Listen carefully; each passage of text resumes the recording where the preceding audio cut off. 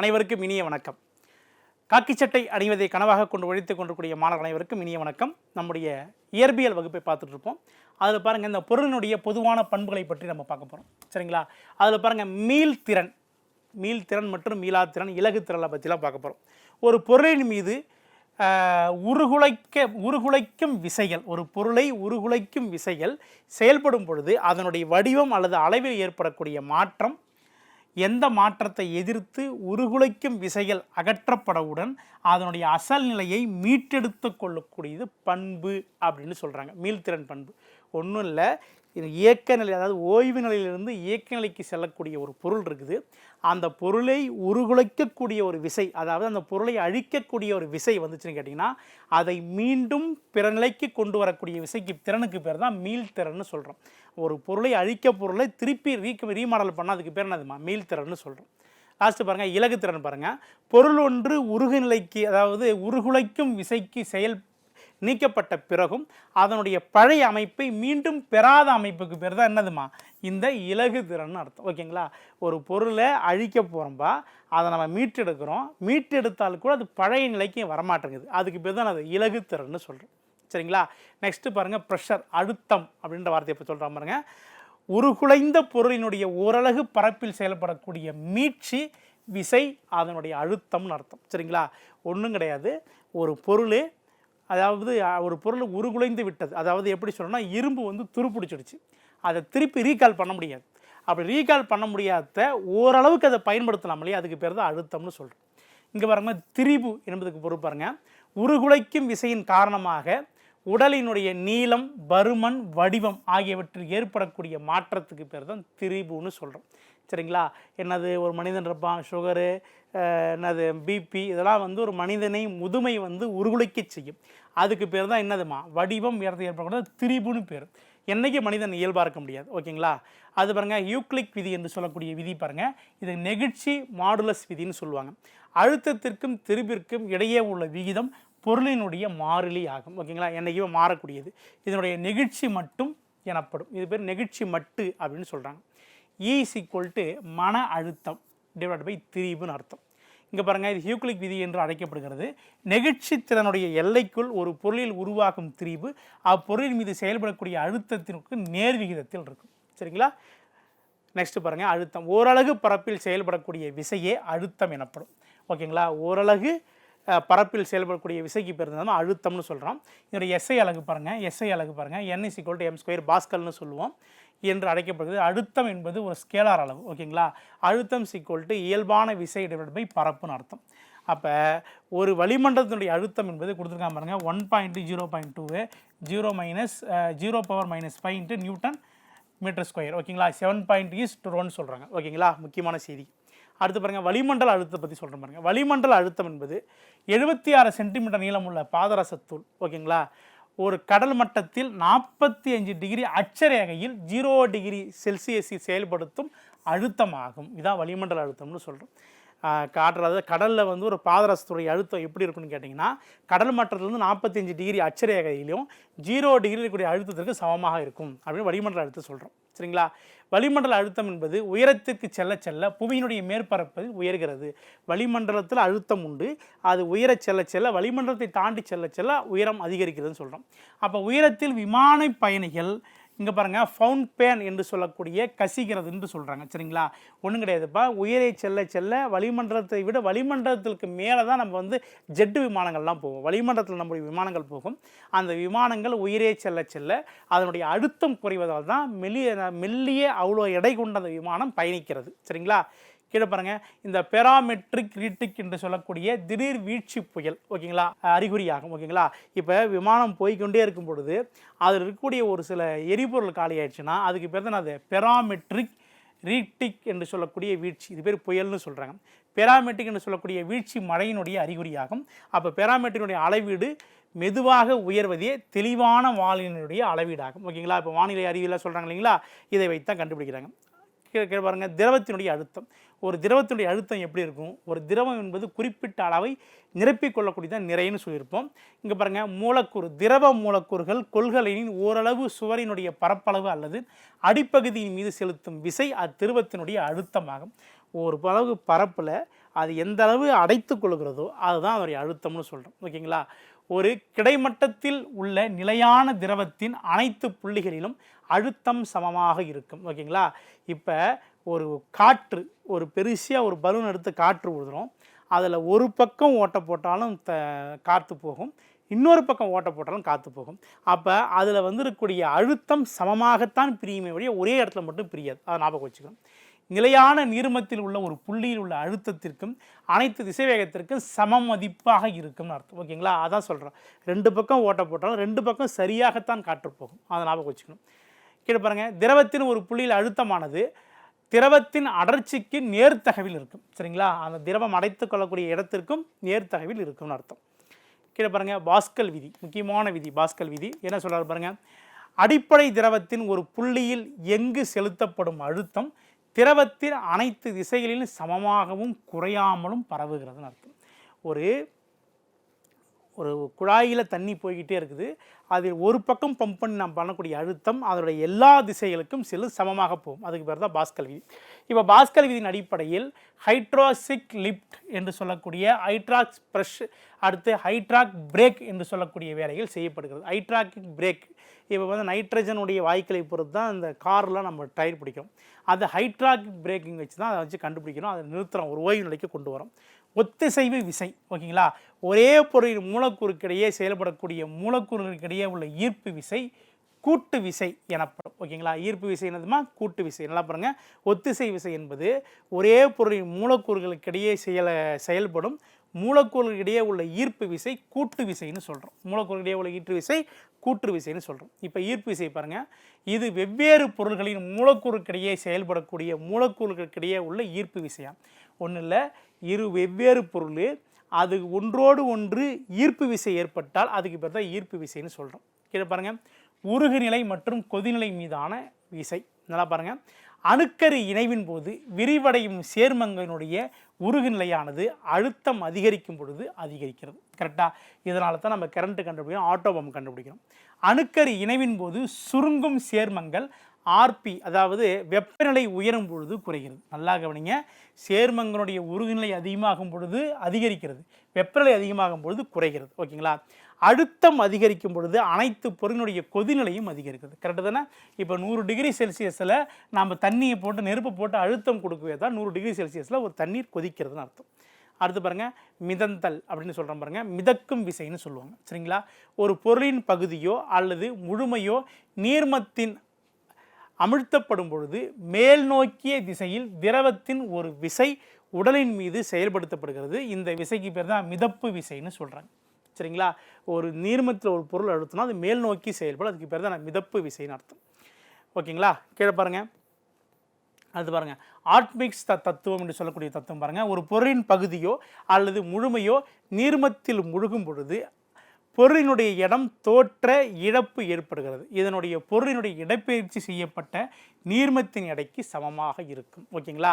ஒரு பொருள் நீர்மத்தை பொறுத்து நம்ம செலுத்தும் பொழுது அது எந்த அளவுக்கு இடப்பெயர்ச்சி ஆகிருக்கிறதோ அதனுடைய இழப்பு எடைக்கு சமமாக இருக்கும். சரிங்களா? அந்த செய்தி மட்டும் பார்த்துக்கணும். சரிங்களா? இழப்பு விதை நம்ம ஏற்கனவே பார்த்துட்டோம்.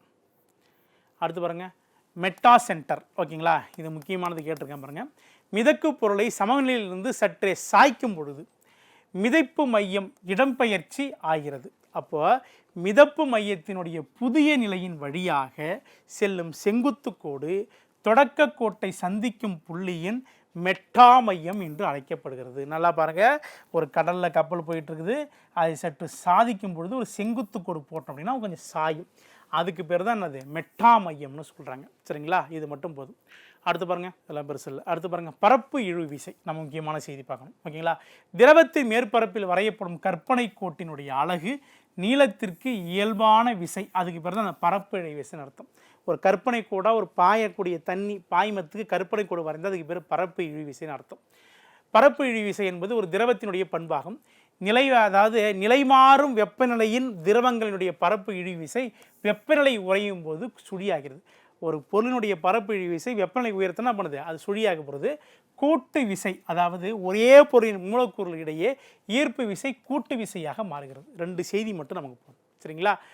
நெக்ஸ்ட் பாருங்கள், சுத்தமான உலர்ந்த ஊசிகளை நீரின் மேற்பரப்பில் மிக மெதுவாக வைத்தால் பரப்பு இழுவிசை காரணமாக அது மிதக்கும். கரெக்டாக? சோப்பு மற்றும் சோப்பு சேர்ப்பதால் நீரினுடைய இழுவிசை குறைகிறது. இதனால் சுத்தப்படுத்தப்பட்ட திறன் அதிகரிக்கிறது. சரிங்களா? நெக்ஸ்ட் பாருங்கள், பாதரசத்தின் சிறிய துகள்கள் கோள வடிவமாகவும் சிறிய துகள் தட்டை வடிவமாகவும் உள்ளன. அது நமக்கு தெரியும். காரிய ஊசிகள் உருவாக்குதல் இதுக்கு பயன்படுத்தப்படுகிறது. வெதுவெதுப்பான சூப்பு, சுவையான அந்த குழாயாக பொருள் இருக்குது பார்த்தீங்களா, இது எல்லாமே நமக்கு வந்து இந்த பரப்பு இழுவிசை மூலமாக தான் சிந்திக்கிறோம். ஓகேங்களா? அடுத்து பாருங்கள், தந்தி குழாய்கள், நம்முடைய உடலில் இருக்கக்கூடிய தந்தி குழாய்கள், அதை பற்றி நான் பார்க்க போகிறோம். ஓகேங்களா? இங்கே பாருங்கள், தந்தி குழாய்கள் ஒரு திரவத்தினுடைய அமிழ்தும் பொழுது திரவத்தினுடைய தந்திகளின் குழலின் மூலமாக மேலிருத்தி கீழே இறக்கும் இந்த நிகழ்வு பேர் தான் நுண்குழாய்கள் என்று அழைக்கப்படுகிறது. தந்தி குழாய்களை பற்றி சொல்கிறாங்க. பாருங்கள், இந்த செய்தி மட்டும் நமக்கு போதும், பெருசாக நமக்கு தேவையில்லை. கீழே பாருங்கள், நுண்குழாய்களுடைய விளக்கங்கள், இதெல்லாம் நமக்கு பெருசாக கேள்வி கேட்க மாட்டான். அடுத்து அடர்த்தி முக்கியமானது இருக்கும். சரிங்களா? தெளிவாக பாருங்கள், ஒரு பொருளினுடைய அடர்த்தி, ஓகேங்களா, ரோன்னு சொல்லுவோம். இதனுடைய விகிதம் என்பது வரையறுக்கப்படுகிறது. ஒரு பொருளினுடைய அடர்த்தி அதனுடைய விகிதம் என வரையறுக்கப்படுகிறது.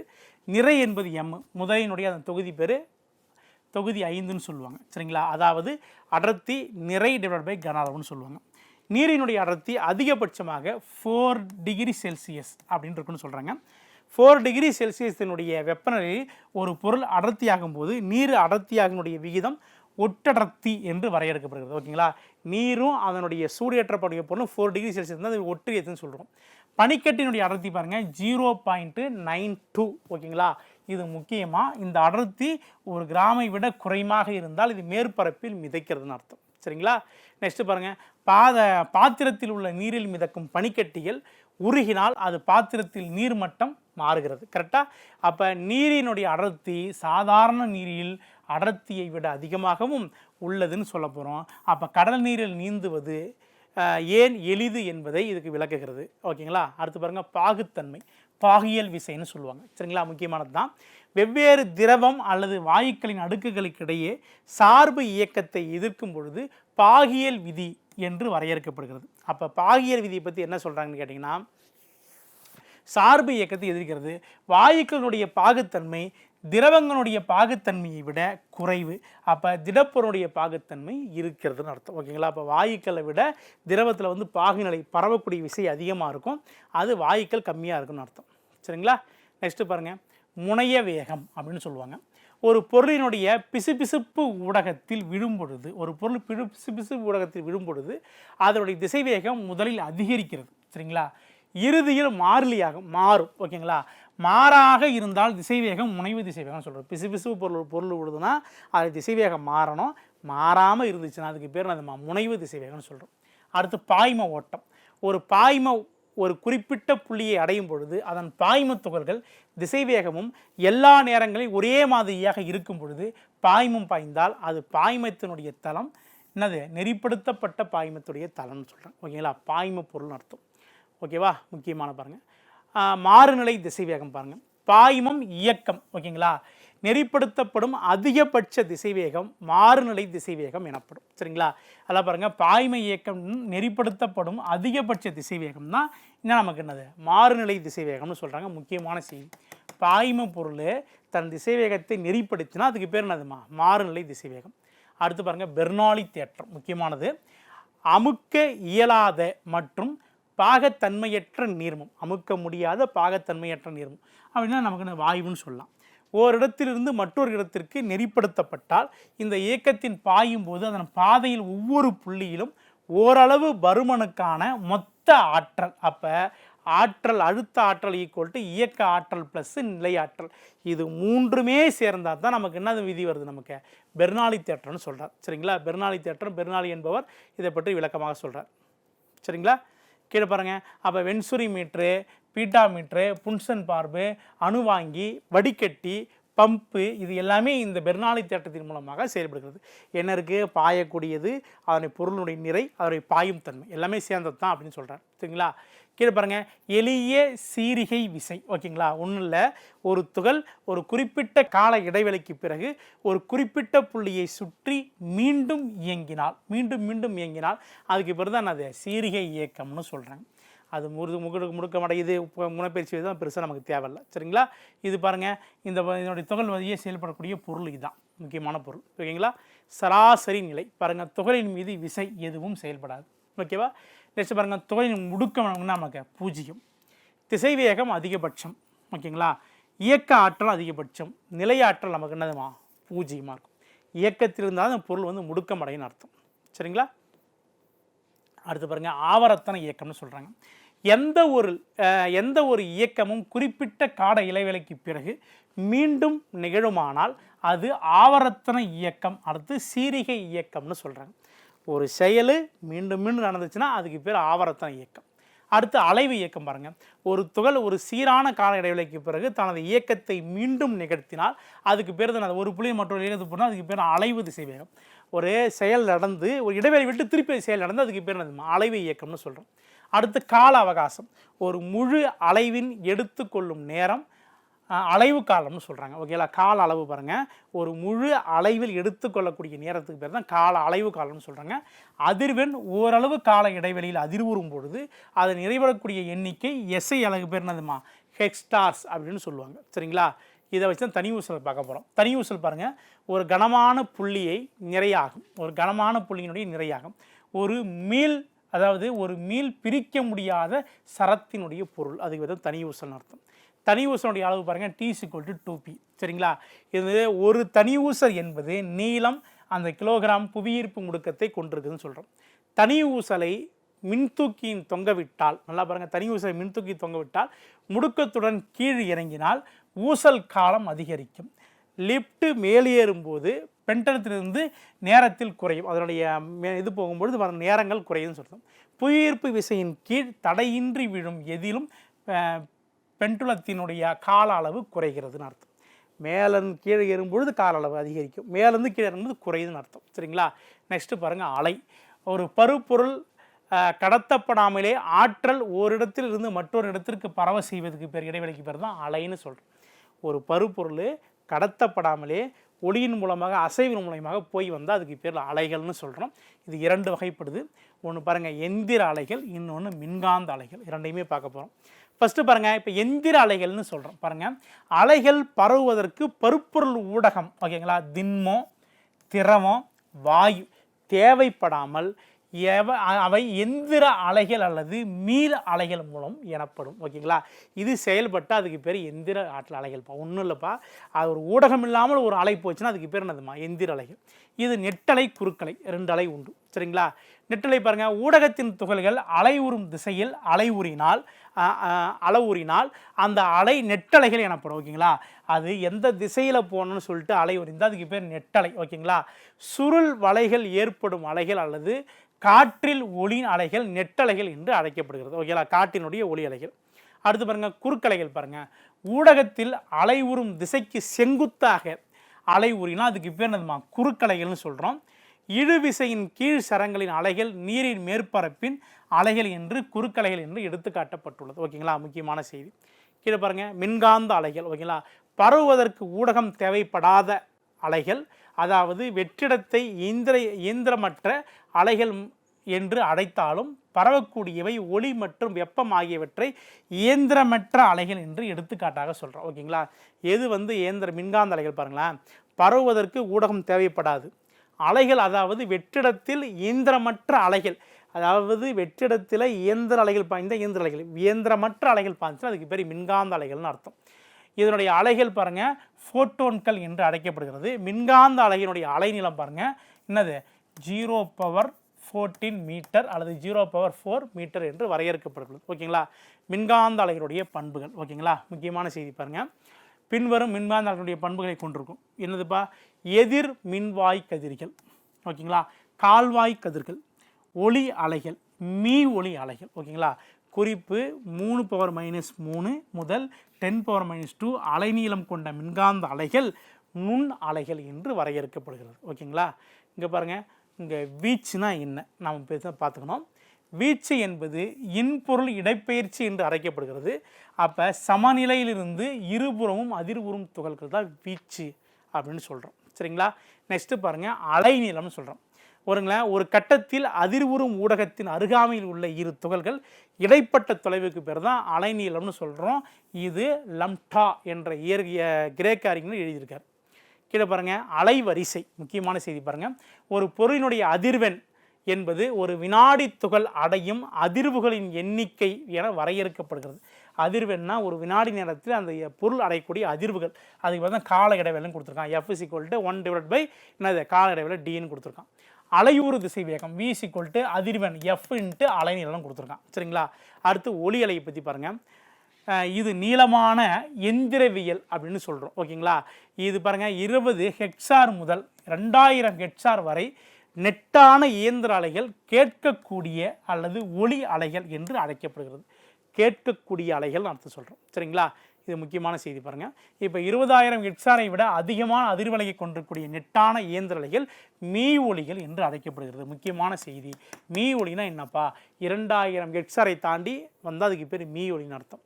அப்போ மீயொலி அலையினுடைய பண்புகள், ஓகேங்களா, முக்கியமாக பாருங்கள். சமிக்கைகளை அனுப்புவதற்கு, சரிங்களா, இப்போ நம்ம வரோம் மீயொலி பயன்படுதுன்னு வச்சுக்கோங்க. மீயொலி வவ்வால்களை வைத்து தான் கண்டுபிடித்தார்கள். இப்போ ஒரு இருட்டாக இருக்குது பார்த்தீங்களா, இருட்டில் போயிட்டு அங்கே என்ன பொருள் இருக்குது அதை கண்டுபிடித்து வருவதற்கு சமிக்கைகளை அனுப்புவது, செய்திகளை பரிமாறுவதாக பயன்படுத்துகிறோம். கடலினுடைய ஆழத்தை அளக்க இது பயன்படுத்தப்படுகிறது. முக்கியமான செய்திமா, ஓகேங்களா. அடுத்து பாருங்கள், துணிகள், விமானம், கடிகார பாகங்கள் ஆகியவற்றை சுத்தம் செய்யவும் பயன்படுகிறது. தொழிற்சாலைகளில் புகை நோக்கியிலிருந்து விலக்க தண்டு, ஓகேங்களா, அகற்றுவதற்கும் திரவத்தை நுண்ணுயிரியாக்குவதற்கும் அல்ட்ரோசோனாஃபிரியாஸ் என்று சொல்லக்கூடிய பொருளிலும் பயன்படுத்தப்படுகிறது. அடுத்து ஒளியினுடைய திசை வேகம், ஒளியினுடைய வேகம், அடுத்து திசை வேகத்தை பற்றி பார்க்கணும். ஒளியானது ஒரு ஊடகத்திலிருந்து மற்றொரு ஊடகத்திற்கு செல்லும் பொழுது அதன் வேகமே அலைநீளம் மாறினால் அதுக்கு பேர் தான் அதிர்வெண் மாறுவதில்லை. அலைநீளம் மாறினால் அதனுடைய அதிரக்கூடிய எண்கள் மாறுவதில்லை. ஓகேங்களா? கிருஷ்ண பாருங்க, ஒரு ஊடகத்தின் ஒளியினுடைய வேகமானது அதிர்வெண்ணை சார்ந்ததல்ல. கரெக்ட் பாருங்க, அது அதிரக்கூடிய தன்மையை சார்ந்ததல்ல, அது செல்லக்கூடிய தன்மையை சார்ந்தது. ஒளியினுடைய வேகம் திடப்பொருளின் அதிகபட்சமாக வாயுக்களின் குறைவதாகவும் காணப்படுகிறது. சரிங்களா? கீழே பாருங்கள், ஒளியினுடைய வேகம் வறண்ட காற்றை விட ஈரப்பதமாகவும் காற்றில் அதிகமாகவும் இருக்கும் எனில் ஈரப்பதமான காற்றில் அடர்ந்த காற்றில் அடர்த்தியை விட குறைவாக இருக்கும்னு சொல்கிறாங்க. ஒளியினுடைய வேகம் ஈரப்பதத்தில் விட வறண்ட காற்றில் குறைவாக இருக்கும். சரிங்களா? அப்போ உரத்தினுடைய அலகு டெசிபல். ஓகேங்களா? நல்லா பாருங்கள், ஒளியினுடைய வேகத்தின் மீதான அழுத்தத்தின் விளைவு ஒளியின் வேகம் அழுத்தத்தை சார்ந்ததல்ல. கரெக்டாக? ஏற்கனவே சொன்னோம் பார்த்தீங்களா, ஏற்கனவே சொன்னோம் அதிர்வெண்ணை சார்ந்ததல்ல, இப்போ அழுத்தத்தையும் சார்ந்ததல்ல. அப்போ ஒளியினுடைய வேகத்தின் வெப்பநிலை விளைவு அது கொடுத்துருக்கான் பாருங்கள். ஊடகத்தினுடைய வெப்பநிலை அதிகரிக்கும் பொழுது ஒளியினுடைய வேகம் அதிகரிக்கும். இம்பார்ட்டண்டான செய்தி. ஊடகத்தில் வெப்பநிலை அதிகரிக்கும் பொழுது ஒளியினுடைய வேகமும் அதிகரிக்கும்னு அர்த்தம். சரிங்களா? கீழே பாருங்கள், ஒளியினுடைய செறிவு பாருங்கள், குறிநிலையை கொடுத்துருக்கான் பாருங்கள். இது முக்கியமான செய்தி. இங்கே பாருங்கள், தொழிற்சாலை துறையில் அதனுடைய செயல்பாடு, வணிக பகுதி, குடியிருப்பு பகுதி என்னெல்லாம் கொடுத்துருக்கான் பாருங்கள். இதெல்லாம் தான் நமக்கு இருக்கணும், அந்த ஒளி தான் நமக்கு கேட்கணும், மற்றபடி யோசிக்கக்கூடாது. கீழே பாருங்களா, கீழே பாருங்கள், ஒளியினுடைய வேகத்தின் ஈர்ப்பதன் விளைவு ஒளியினுடைய வேகம் வறண்ட காற்றை விட ஈரப்பதமான காற்றில் அதிகமாக செல்லும். ஏனெனில் ஈரப்பதமான காற்றில் அடர்த்தி வறண்ட காற்றின் அடர்த்தியை விட குறைவாக இருக்கும். நல்லா பாருங்கள், இங்கே போகிறத விட மழை பெய்ஞ்சு நிசப்தமாக இருக்கிறது பேசி பாருங்கள், எல்லோருக்குமே கேட்கும். அதுதான் சொல்ல வரேன். கீழே பாருங்கள், ஒளி அலைவுகளினுடைய பண்புகள். ஃபஸ்ட்டு செறிவை பற்றி பார்க்க போகிறோம். வெளியில் ஏதேனும் ஒரு புள்ளியின் ஒளிச்செறிவு என்பது ஓரலகு நேரத்தில் ஒரு புள்ளியில் வைக்கப்பட்டுள்ள ஓரலகு பரப்பின் தலைப்பகுதியில் சாதாரணமாக செயல்படுத்தப்படும் ஆற்றலினுடைய அலகு. புரியுதா உங்களுக்கு? ஓரலகு நேரத்தில் ஓரலகு பரப்பில் ஓரளவு பொருள், எல்லாமே ஓரளவு கொண்டது, எல்லாமே யூனிட், ஓரலகு கொண்டது. சரிங்களா? அதை வச்சோம் அப்படின்னா அதனுடைய ஆற்றல் அளவு என வர, அது என்ன ஆற்றலை கொடுக்கும் அந்த அளவு தான் அர்த்தம். கீழே பாருங்கள், தீவிரமான காரணம். ஓகேங்களா? ஒரு ஒளி காதுக்கு சத்தமாகவோ அல்லது மயக்கமாகவோ தோன்றும். உண்மையில் காதால் உணரப்படக்கூடிய ஒளியினுடைய உணர்வை அளவிடும் பொழுது உறக்கம் என்ற மற்றொரு சொல்லால் அளவிடப்படுகிறது. இதனுடைய ஒளியினுடைய செறிவு காதினுடைய உணர்திறன் ஆகியவற்றை பொறுத்து உரத்தினுடைய அலகு பெல், ஓகே, உரத்தினுடைய அலகுனதுமா பெல் என்ற சத்தத்தில் நடைபெறக்கூடிய டெசிபலை பொறுத்து தான் இதனுடைய அமைப்பு மாறுபடுகிறதுன்னு அர்த்தம். சரிங்களா? அடுத்து பாருங்கள், சுருதி எப்படி வருதுன்னு பார்க்க போகிறோம். சுருதி என்பது ஒரு கூர்மையான கீச்சிடும் ஒளியை ஒரு தீவிரமான மந்தமான தட்டையாகும் ஒளியிலிருந்து வேறுபடுத்தப்படுகிறது. ஒளியினுடைய சிறப்பியல்பை அதிர்வெண் காரணமாக மாற்றுகிறது. அதனை அதிரியக்கூடிய தன்மையை பொறுத்து அது மாற்றுதுன்னு சொல்கிறார். சரிங்களா? கீழே பாருங்கள், அடுத்து தரம். தரம் பாருங்கள், தரத்தை பற்றி நான் சொல்கிறோம். தரம் என்பது ஒளியினுடைய சிறப்பியல்பு, அதன் ஒரே தீவிரம், சுருதி கொண்ட 2 மூலங்களின் உருவாக்கப்படும் ஒளிகளை உதவுகிறது. தரம் என்பது அதிர்வெண் மற்றும் ஓகேங்களா ஓவர் டோஸ், அதாவது ஓவர் டோனில் ஒப்பீட்டுக்கு தீவிரமான பொருளை தருகிறது. ஓகேங்களா, அதிர்வெண்ணுக்கும் அந்த ஓவர் ஒளிக்கும் ஏற்படக்கூடிய பொருளை பற்றி சொல்லுது. கீழே பாருங்கள், அதிர்ச்சி அலைகளை பற்றி சொல்கிறேன் பாருங்கள். காற்றில் அதிர்ச்சி அலைகள் மேக்ஸிமம் நம்ம கேட்க மாட்டான். இந்த மீ ஒளி மட்டும் பாருங்களேன். மீ ஒளி அலையினுடைய வேகம் மாக் என்னால் குறிக்கப்படுகிறது. இதாம்மா செய்தி. சரிங்களா, மாக் என்பது என்னதுமா, அந்த மூலப்பொருள். மாக்கு என்பது அந்த மூலத்தினுடைய திசைவேகத்தினுடைய பொருளை குறிக்கும். சரிங்களா, எதிரொலி பாருங்கள்.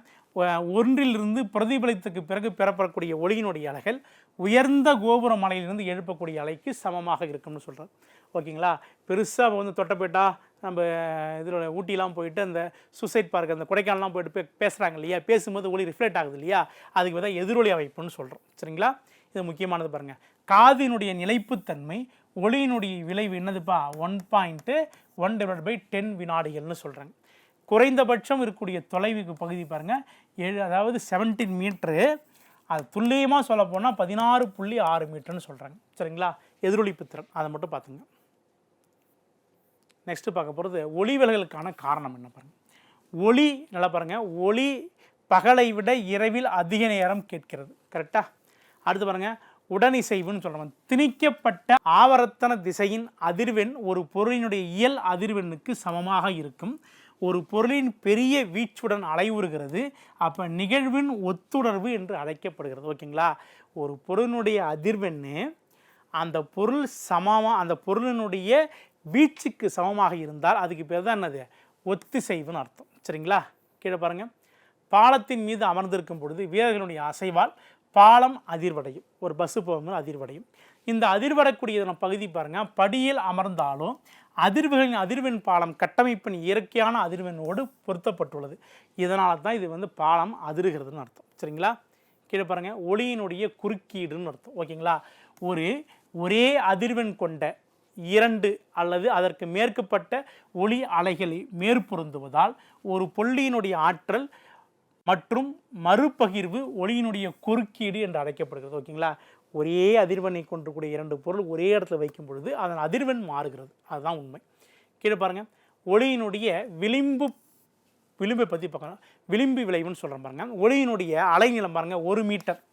ஒளியினுடைய பாதையில் எந்த ஒரு மரபுக்கு மேற்பட்டு தடை தோன்றினாலும் ஒளி தடையின்றி விளிம்பு நிலையை விலக்கி முன்னோக்கி பரவுகிறது. ஓகேங்களா, என்னது முன்னோக்கி பரவுகிறது. இந்த நிகழ்வுக்கு பேர் தான் ஒளி விளம்பியல் என்று சொல்கிறோம். ஓகேங்களா, நல்லா பாருங்கள், ஒளிவு விளிம்பு விளைவுன்னு அர்த்தம். ஓகேங்களா, அது ஒன்றும் கிடையாது. 1 மீட்டரில் ஒரு ஒளி போகின்ற பொழுது என்ன தடுத்தாலும் அது பரவுகிறது, அதுக்கு பேர் தான். ஓகேங்களா, அடுத்து பாருங்கள், டாப்லரினுடைய விதி. ஓகேங்களா, மூலத்திற்கும் பார்வையாளருக்கும் இடையே உள்ள சார்பு இயக்கம். ஓகேங்களா, பார்வையாளர்கள் கேட்கப்படும் ஒளியினுடைய தோற்றம் அதிர்வெண் தோற்றத்தால் உமிழப்படும் ஒளியினுடைய உண்மையான அதிர்வெண்ணிலிருந்து வேறுபட்டது.